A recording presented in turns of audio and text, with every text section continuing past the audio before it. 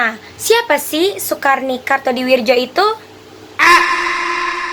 Sukarni Kartodiwirjo adalah tokoh yang memiliki peran penting dalam sejarah perjuangan Ia kemerdekaan lahir Indonesia. pada 14 Juli 1916 di Blitar, Jawa Timur.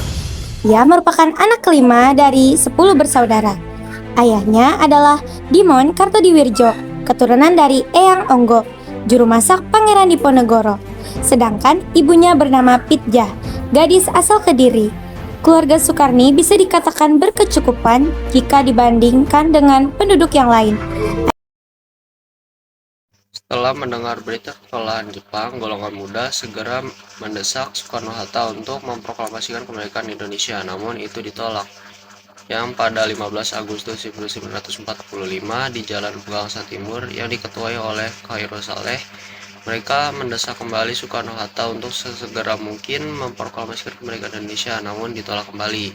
Yang akhirnya pada 16 Agustus golongan muda kembali berunding untuk menculik Soekarno-Hatta supaya tidak terpengaruh oleh Jepang.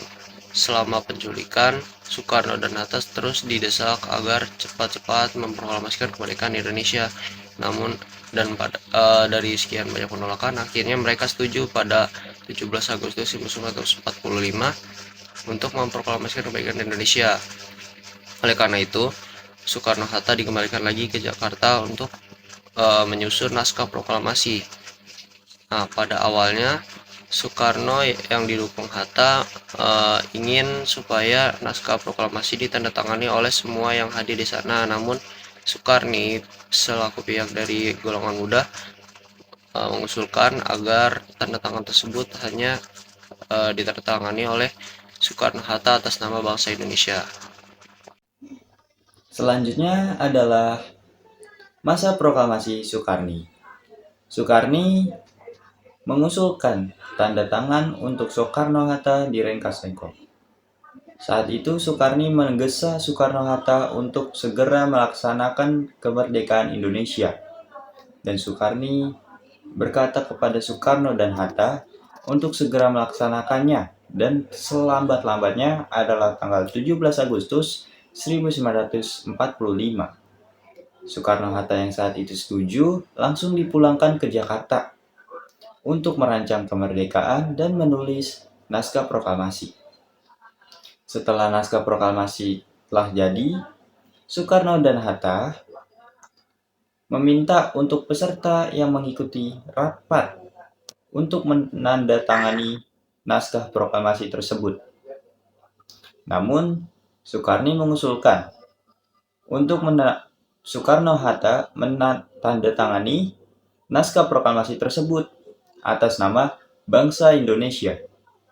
Soekarno dan Hatta yang saat itu setuju langsung mengikuti usulan dari Soekarni. Akhirnya, naskah proklamasi telah siap atas nama Soekarno-Hatta dan bangsa Indonesia. Dan selanjutnya akan dijelaskan oleh Delin. Nah, setelah apa yang diceritakan oleh Rafli tadi, setelah masa proklamasi kemerdekaan yaitu pada tanggal 17 Agustus 1945, keesokan harinya Soekarno dan pemuda lainnya membentuk suatu pergerakan yaitu Fund Aksi yang dimana tugasnya untuk menyebarluaskan kabar Indonesia Merdeka ke seluruh wilayah Indonesia. Nah, pada masa ini, ibu kota Indonesia berada di Yogyakarta. Soekarno menjabat sebagai Sekretaris Jenderal Persatuan Perjuangan atau PP yang di bawah pimpinan Tan Malaka. Nah, PP ini berposisi di pemerintah dan menolak perundingan dengan pemerintah Belanda. Nah, dari sinilah Soekarno dan anggota lainnya ditahan di Solo, Madiun, dan di Ponorogo. Nah, lalu ada lagi nggak ya organisasi yang diikuti oleh Soekarno? Tentunya ada, yaitu ada Partai Murba, yaitu Partai Musyawarah Rakyat Banyak. Nah, di sini Soekarno menjabat sebagai ketua umum hingga akhir hayatnya. Nah, di sini Soekarno menjadi anggota anggota Badan Pekerja KNI Pusat dan dipilih sebagai anggota konstituante pada masa pemilu yang pertama, yaitu pada tahun 1955. Nah, pada tahun 1961, Sukarni ditunjuk sebagai duta besar Indonesia, tepatnya berada di Peking. Peking itu berada di Tiongkok. Nah, pada tahun 1964, ia kembali lagi ke tanah airnya, yaitu Indonesia. Namun, ia dikejutkan bahwa Partai Murba telah dibukukan oleh Orde Lama. Hal ini membuat Sukarni dan pengikutnya dijerumuskan ke dalam penjara. Kemudian ia dibebaskan pada masa Orde Baru dan dicabutnya larangan Murba. Kemudian ia ditunjuk sebagai anggota Dewan Pertimbangan Agung, yaitu DPA, yang menjadi jabatan resminya hingga wafatnya. Kemudian ia mendapatkan gelar Bintang Mahaputra dan dia wafat pada tanggal 7 Mei 1971. Kemudian beliau dimakamkan di makam pahlawan yang berada di Kalibata.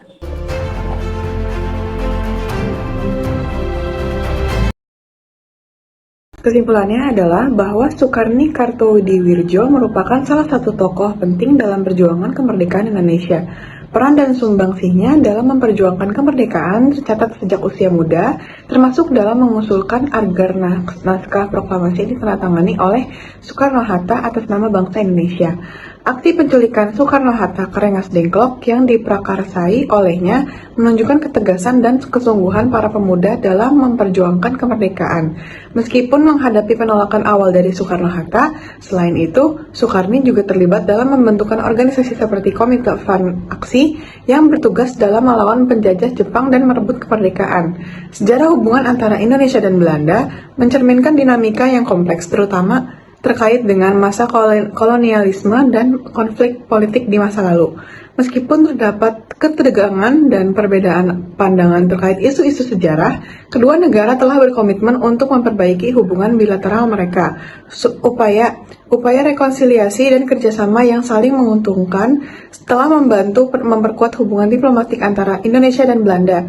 Meskipun isu-isu sejarah kadang-kadang masih muncul dalam percakapan mereka, kesepakatan untuk membangun hubungan yang saling menghormati dan bermanfaat bagi kedua belah pihak harus ditekankan. Selain sebagai pemimpin politik, Sukarni Kartodiwirjo merupakan ulama yang memiliki pengaruh kuat di komunitas Islam di Sumatera Barat.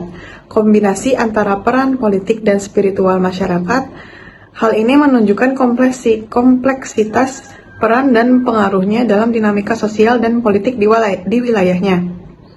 Meskipun pemberontakan yang dipimpinnya akhirnya gagal, Sukarni Kartodiwirjo tetap diingat sebagai tokoh yang berani dan gigih dalam memperjuangkan prinsip-prinsipnya. Warisan perjuangannya mengingatkan kita akan pentingnya dialog, negosiasi, dan penyelesaian damai dalam menanggapi ketegangan politik dan sosial di Indonesia.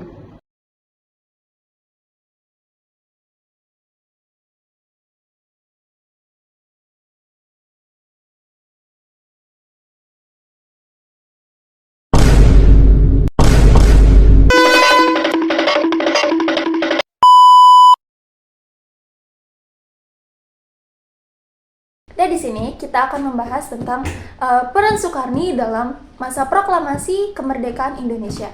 Dimulai dari Wahyunia dulu. Jadi pada zaman Rusak nih podcast. A few moments later. Jadi, pada zaman dahulu, terdapat salah satu tokoh yang terkenal akan perannya dia dalam melawan kolonial Belanda. Dan ia merupakan seorang laki-laki yang bernama Sukarni Kartodiwirjo. Nah, ia merupakan pejuang yang lahir pada tanggal 3 Agustus 1916 di Garut, Jawa Barat. Lanjut, Nah, berhubung seperti yang kita semua tahu ya, Sukarni kan masuknya golongan muda ya. Dia tuh kayak melawan golongan tua, di mana golongan tua itu terdapat Soekarno dan Muhatta. Nah, sebenarnya pada awal mulanya mereka tuh nggak ada cekcok sama sekali ya, dikarenakan mulai cekcoknya itu karena pas lagi rapat golongan muda ini terlalu mendesak untuk mempercepat pembacaan teks proklamasi atau kemerdekaan. Namun golongan tua berpikir lebih jauh lagi untuk menunda terlebih dahulu supaya tidak cepat-cepat. Nah, dari situlah beberapa kali pertemuan dan didesak terus golongan tuanya. Akhirnya pada Waktu itu golongan muda akhirnya memutuskan untuk menculik Soekarno dan Hatta, di mana di sana berunding kembali, dan hasilnya akhirnya Soekarno dan Hatta pun setuju oleh usulan dari Soekarni dan para golongan muda supaya dipercepat ya pada tanggal 17 Agustus. Nah, di situ mereka semua itu menyusun naskah proklamasi di Jalan Pegangsaan Timur nomor 56. Nah, nextnya apa sih kawan-kawan? Nextnya itu ada yang tadi rapat tentang proklamasinya ini. Jadi Soekarni ini mendesak Soekarno dan Hatta untuk menandatangani hasil naskah yang telah dibuat nih. Akhirnya Soekarno dan Hatta dipulangkan ke Jakarta untuk merakit naskah dan proklamasi. Lalu Soekarni mengatakan pada mereka berdua bahwa 17 Agustus 1945 itu harus paling selambat-lambatnya untuk ditandatangani. Akhirnya Soekarno yang dibantu oleh Hatta waktu itu mengiyakan dan segera membuat naskah proklamasi tersebut. Nah, setelah itu Soekarno dan Hatta berbicara ingin semua yang hadir pada rapat hari itu mentandatangani teks naskah yang sudah ada. Tapi Soekarni meyakinkan kembali bahwa Soekarno-Hatta saja dan mengatasnamakan bangsa Indonesia sebagai dalam teks proklamasi tersebut. Akhirnya Soekarno dan Hatta berpikir hal yang sama. Akhirnya timbullah atas nama bangsa Indonesia dan ditandatangani oleh mereka berdua. Oke, lanjutnya mungkin dari Deli. Nah, jadi setelah Indonesia merdeka, ada lagi nih peran Soekarni dalam pembangunan bangsa Indonesia. Nah, pada tanggal 18 Agustus 1945, Soekarni membentuk suatu komite aksi untuk memperkuat pertahanan Indonesia dengan negara lain. Kemudian terdapatlah suatu pemberontakan, yaitu pada gerakan 30S PKI di PKI Madiun. Nah, dari sinilah Soekarni membentuk suatu komite baru, suatu partai baru yang disebut Partai Murba, yaitu Musyawarah Rakyat Banyak. Nah, setelah itu beliau juga membuat partai baru lagi demi untuk meningkatkan kesejahteraan bagi rakyatnya, seperti Partai Rakyat Jelata, Partai Buruh, dan masih banyak lagi. Nah, beliau di sini juga telah mengikuti menjadi anggota KNIP, yaitu Komite Nasional Indonesia Komite Pusat. Nasional Indonesia Pusat. Mungkin hanya sekian dari kami, dari informasi tersebut yang kami sampaikan. Mungkin masih ada kesalahan dan beberapa kurang, kami mohon maaf. Sekian dari kami semua. Assalamualaikum warahmatullahi wabarakatuh.